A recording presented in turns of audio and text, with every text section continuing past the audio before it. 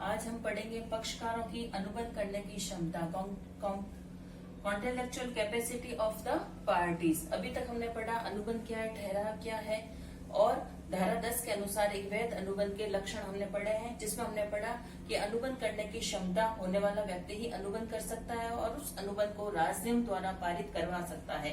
तो according to section 11 भारतीय अनुबंध अधिनियम की धारा 11 के अनुसार Indian contract act according to section 11 वही व्यक्ति अनुबंध करने के योग्य है जो वयस्क हो, जो स्वस्थ मस्तिष्क वाला व्यक्ति हो और जिसे राजनियम द्वारा अनुबंध करने के अयोग्य घोषित नहीं किया गया हो।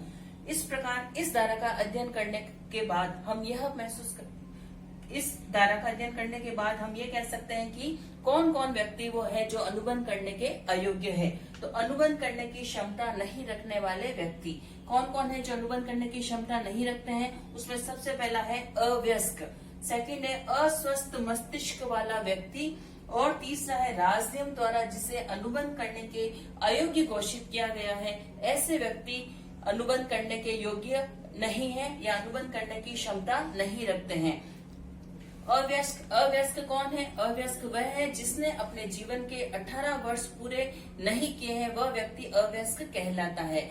तो अवयस्क हम उसे कहेंगे वह व्यक्ति जिसने अपने जीवन के 18 वर्ष पूरे नहीं किए हैं। दूसरा, यदि उस व्यक्ति के संरक्षक नियुक्त किए गए हैं या कोर्ट ऑफ वार्ड्स द्वारा संरक्षक नियुक्त किए गए हैं, तो यदि वह अपनी 21 वर्ष की आयु पूरी नहीं करता तब तक वह अवयस्क कहलाएगा। अवयस्क से संबंधित क्या क्या कानूनी नियम है या क्या वैधानिक प्रावधान है, हम इसका अध्ययन करेंगे। इसमें हम आ जाते हैं अवयस्क से संबंधित वैधानिक नियम। उसमें सबसे पहला है कि अवयस्क पूर्ण अनुबंध पूर्णतः व्यर्थ, यानी एक अवयस्क के साथ किया गया कोई भी अनुबंध पूर्णतः व्यर्थ होता है।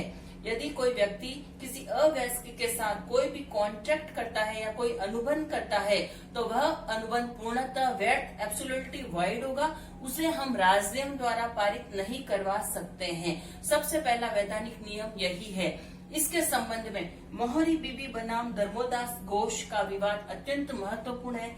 इस विवाद के अंतर्गत जो धर्मोदास घोष थे उन्होंने मोहरी बीबी के पति ब्रह्मदत्त से 20,000 रुपए का बंधक पत्र देकर 8,000 रुपए उधार लिए थे।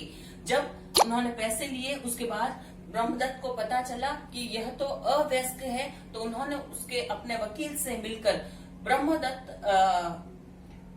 धर्मोदास घोष से लिखवाया कि वह वयस्क है, उसे लिखवा कर ले लिया। कुछ समय बाद जब धर्मोदास वयस्क हो गया तो उन्होंने अपने बकाया पैसे की वसूली की मांग की, तो उन्होंने धर्मोदास घोष ने यह पैसे देने से मना कर दिया कि वह एक अवयस्क है। मामला न्यायालय में दायर किया गया। वहां पर दोनों पक्षकारों ने अपने अपने पक्ष रखे और न्यायालय द्वारा कुछ समय बाद ये विवाद चलते हुए ब्रह्मदत्त की मृत्यु हो गई और उनकी पत्नी मोहरी बीबी ने इस विवाद को वापस उनके लड़ा। तब न्यायालय ने यह आदेश दिया कि अवयस्क के साथ किया गया कोई भी अनुबंध पूर्णतः व्यर्थ होता है। इसलिए यह जो कॉन्ट्रैक्ट है या ये जो अनुबंध है जिसमें धर्मोदास घोष ने ये लिख कर भी दिया था कि मैं एक वयस्क हूँ, फिर भी यह अनुबंध व्यर्थ कहलाएगा, यानी इसको राजनियम द्वारा पारित नहीं किया जा सकता या धर्मोदास घोष से पैसे वसूल नहीं किए जा सकते। तो पहला सिद्धांत या पहला वैधानिक नियम यही है अवयस्क के संबंध में कि अवयस्क के साथ किया गया कोई भी अनुबंध पूर्णतः व्यर्थ होता है। सेकंड इसका जो नियम है वह है लाभ वापस नहीं।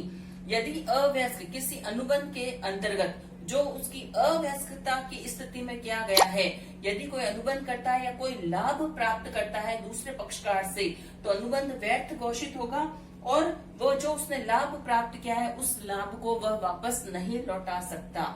यहाँ पर यदि किसी अवयस्क ने किसी को पैसे उधार दिए हैं या कोई कॉन्ट्रैक्ट किया है तो उसे यह अधिकार होगा कि वह उनसे पैसे वापस वसूल कर सकता है।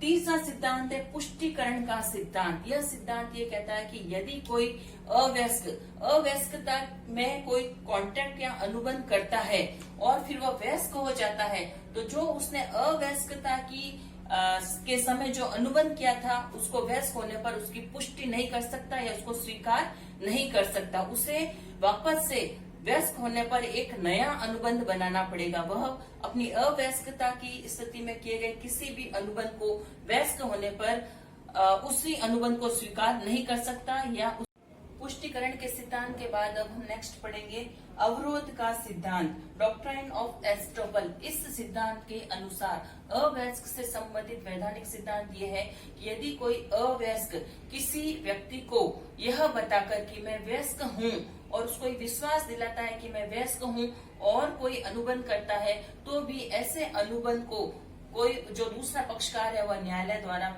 उसको प्रवर्तित नहीं करवा सकता। यानी कि अवयस्क द्वारा खुद को वयस्क बताकर भी यदि कोई कॉन्ट्रैक्ट या अनुबंध किया जाता है तो ऐसे अनुबंध में भी अवयस्क मुक्त होगा, उस पर कोई भी दायित्व नहीं बनेगा और न्यायालय द्वारा ऐसा अनुबंध पूर्णतः व्यर्थ घोषित किया जाता है।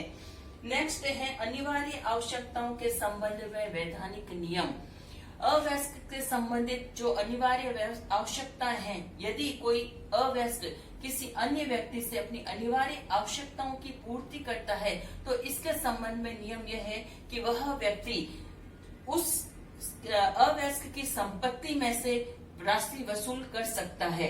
अवयस्क व्यक्तिगत रूप से पूर्णतः उत्तरदायी नहीं होगा, लेकिन यदि अवयस्क की कोई संपत्ति है तो उस संपत्ति में से दूसरा पक्षकार जिसने उस अवयस्क की जीवन रक्षक आवश्यकताओं की पूर्ति की है उसमें से वह वसूल कर सकता है। लेकिन ये जो जीवन रक्षक वस्तु है वह न्याय संगत होनी चाहिए। जीवन रक्षक आवश्यकताओं में हम सामान्यतः क्या मानते हैं, आवास की सुविधा, किराए में रहता है यदि वह तो किराया भुगतान की सुविधा, खाने या आवास या चिकित्सा में किया गया कोई भी व्यय जो उसकी जीवन शैली या उसके जीवन स्तर के अनुरूप होना चाहिए। यदि जो अत्यधिक व्यय भी नहीं किया जाना चाहिए। इसके अलावा श्राद्ध का खर्च, उसके किसी परिचित के श्राद्ध पर किया गया खर्च, चिकित्सा हेतु किया गया व्यय, शिक्षा पर किया गया के अंतर्गत चिकित्सा का व्यय, शिक्षा का व्यय, आवास का व्यय, किराया, किसी परिचित के अंतिम संस्कार पर किया गया व्यय, इन सब चीजों को माना जाता है। और यदि इस पर कोई व्यक्ति कोई अवयस्क की मदद करता है तो वह उसकी संपत्ति में से वसूल कर सकता है, लेकिन वह तर्क संगत होना चाहिए। दिवालिया घोषित नहीं, अवयस्क को कभी भी दिवालिया घोषित नहीं किया जा सकता। यह एक अवयस्क से संबंधित वैधानिक नियम है। पूर्णतः साझेदार नहीं, किसी भी अवयस्क को साझेदार बनाया जा सकता है, लेकिन वह पूर्ण साझेदार नहीं बनाया जा सकता। वह केवल लाभ के लिए ही साझेदार बनाया जा सकता है। यदि हानि होती है तो अवयस्क का कोई भी उत्तरदायित्व नहीं होगा।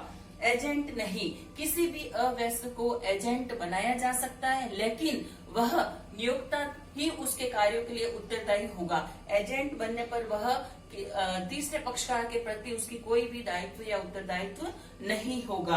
अंशधारी, कोई भी एजेंट अंशधारी बन सकता है, लेकिन यदि किसी याचना राशि का वह भुगतान नहीं करता है तो उससे वह राशि वसूल नहीं की जा सकती। वह केवल पूर्णदत्त अंश के लिए ही अंशधारी बनाया जा सकता है। प्रतिभू, कोई भी अंशधारी प्रतिभू बन सकता है, लेकिन यदि वह प्रतिभू बनता है तो उसका कोई दायित्व नहीं होगा। जो ऋण दाता है उसी का ही दायित्व होगा। अवयस्क के विवाह का अनुबंध, यदि अवयस्क किसी के साथ विवाह का अनुबंध करता है तो अवयस्क के साथ किया गया या अवयस्क की स्थिति में किया गया विवाह का अनुबंध स्पष्ट रूप से व्यर्थ होगा। अपराध करने पर, यदि कोई अवयस्क कोई दंडनीय अपराध करता है तो उस समय उस अवयस्क को अपराध के लिए दंडित किया जा सकता है, वह अपराध के लिए उत्तरदायी होगा। माता पिता का दायित्व, अवयस्क के माता पिता का यदि कोई अवयस्क कोई अनुबंध करता है तो उसके माता पिता का कोई भी दायित्व नहीं होगा। नौकरी का अनुबंध, यदि कोई अवयस्क नौकरी का अनुबंध करता है तो ऐसा अनुबंध के लिए भी उस अवयस्क अनुबंध स्पष्ट रूप से व्यर्थ होगा। अवयस्क उसके खिलाफ न्यायालय में नहीं जा सकता। अवयस्क के लाभ के लिए अनुबंध, यह जो धारा है, यह जो वैधानिक नियम है, यदि अवयस्क के लाभ के लिए कोई अनुबंध किया गया है तो ऐसी दशा में अवयस्क को उस अनुबंध के लिए उत्तरदायी ठहराया जा सकता है। इसमें रॉबर्ट बनाम ग्रे का विवाद महत्वपूर्ण है।